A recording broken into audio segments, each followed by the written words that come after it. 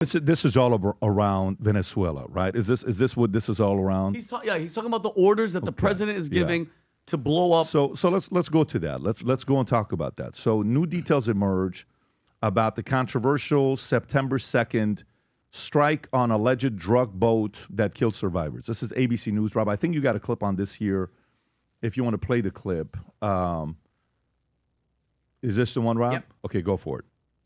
And tonight, new information. According to a source familiar with the incident, the two survivors climbed back onto the boat after the initial strike. They were believed to be potentially in communication with others and salvaging some of the drugs.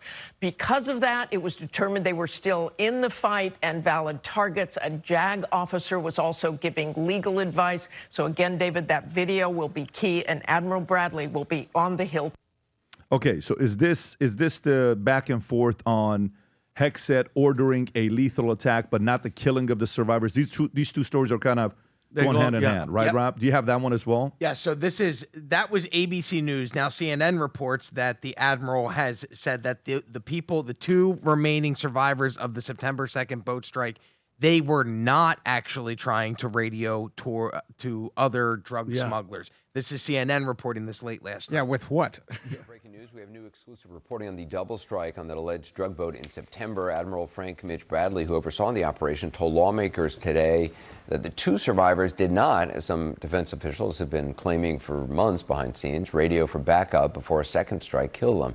That's according to two sources with direct knowledge of today's closed-door briefings. Now, joining me is Senator Tammy Duckworth, a member of the Armed Services Committee and a retired U.S. Army pilot. So, Senator, does this change the calculus when determining whether a secondary strike would be necessary? The idea that there was not a radio call? It doesn't really, Anderson. It tells you that the Defense Department has been lying to everybody since September, but it doesn't change the calculus because, if these were pilots, if this was war and this was a pilot who'd been shot down, you're sitting in a rubber dinghy in the middle of the ocean and they radio for help, you're supposed to pick them up. You're supposed to help them.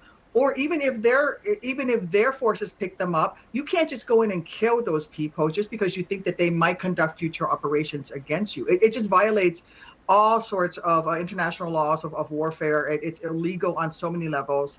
But it does. Right there. Okay, Vinny, what do you have to say about this? Okay, well, first and foremost, just to make it clear, these aren't fishermen coming here to get tuna and all that nonsense. Okay, these are people coming here. Patrick, fentanyl, and some guy yesterday on CNN with us was like, it's cocaine.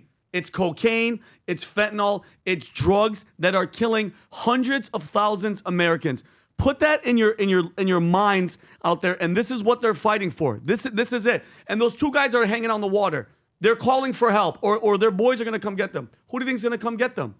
Other drug dealers that are going to grab the drugs. So what's the issue, though? What's the controversy They're here? trying to say, Pat, that Pete Hegseth is ordering a second strike. As you know, as a soldier, as a veteran, and I've watched these videos, Pat, because that's all I would do when I was in the military. When you strike and you see those like AC-110 Warthog, and you hit them and they're wounded and they're staying there, you hear, hit them again. You got to get rid of the freaking threat, because if you keep them alive, they get another boat and they keep bringing the drugs to the country. I approve to this 1,000%. He has a mandate, Pat. This is the Department of War, okay? Enough is enough. We can't let anybody here. And if you think about it, every mandate that Trump has, every mandate, the border, they want to open the border as best they can. Deporting people, they have a problem with that. The terrorists that we're going to get to, $83 billion a month, they want to stop that. He's killing people that are coming here that are going to eventually, with their poison, kill Americans. And this is just something, Pat, that the media and the left, this is the tactic. They have to do something. And it's not going to work because it's not illegal.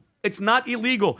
Ask the hundreds of thousands of mothers and fathers who've had to bury their kids. Two of my friends, Rico and Fu from California, they're at a party and they did a little bit of drugs and they both died. Two of my friends, because this cocaine had fentanyl in it. They didn't overdose. They were poisoned.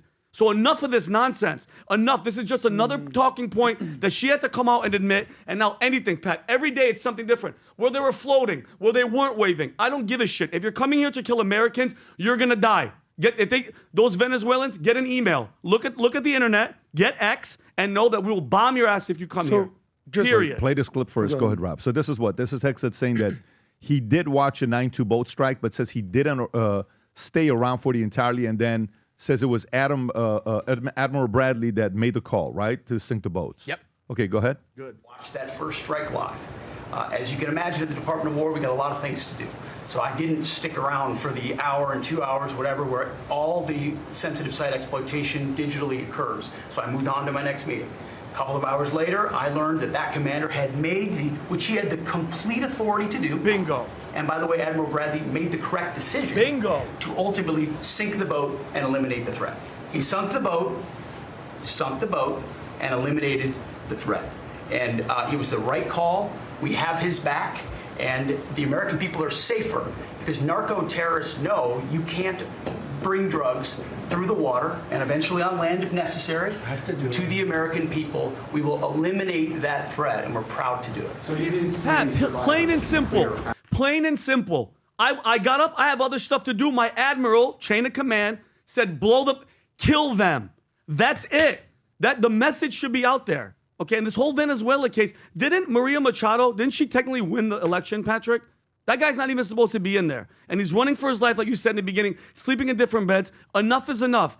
Any American that is going to be threatened by your drugs, we're going to kill you. What the hell does Anderson Cooper know about war? What briefing rooms is Anderson Cooper or anybody at ABC? I have a source that's a Trump-hating congresswoman. Go in front of the camera and talk shit about the president. Enough already. Enough. He has a mandate. That's what I voted for, Pat. What is this? What is this? Do you have the clip about Maduro sleeping in different beds and, changing phones just to make sure because he's worried for his life? I do. I think it's. Is this a clip or? But I believe it's in. Humberto, what are they saying? Me informó de otras cosas Yeah, it's parecidas a esta, It's pero in más. Spanish? Yes. Okay.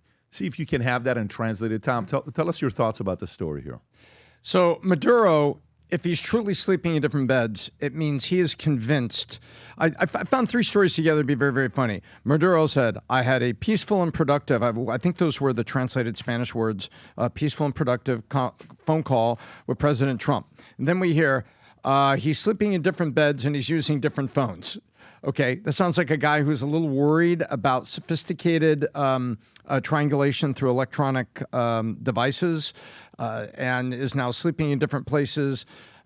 Because if you take a look at the Israeli actions in Beirut, they knew what room and what apartments that guys were in, and they hit that room and that apartment. You don't think Maduro knows that kind of technology is available to the entire West, and especially the U.S.? Of course. Of course he does. So, Pat, this is a nervous guy who is saying the right things to the camera about a phone call with Trump, but is scared to death. But he's putting up a brave, big dictator face in public. But behind closed doors, he is worried that his day could come tonight or tomorrow night. So he's moving around trying to avoid getting hit. By the way, the last bit of the movie the documentary on Pablo Escobar was doing the same thing. He was moving around, he was active, and finally he got found one morning. They identified him, and he tried to escape one safe house to another, and they shot him on the roof of the house. Yeah. So you don't think Maduro's thinking that? That's what Maduro's thinking about. Adam. I just want to know if there was a different alternative to what's going on. So obviously we're fully supportive of drugs not pouring into our country, criminals just running around. I'm just simply wondering, are there better approaches to just blowing up drug boats? Why aren't, maritime Navy police officers rolling up and hijacking this? Like, what is there a better alternative? I'm not questioning the motive. I fully support not having these people in our country or provide drugs. I'm just simply asking a question. Is there a better approach just blowing them up out of the water? Where they are, Adam, to send stuff out there, and it's a huge military operation. Here's the thing. Here's the deterrent. Yeah, but they we have the warned #1 you. military in the world, Adam, ready for this? Yeah. They've been warned.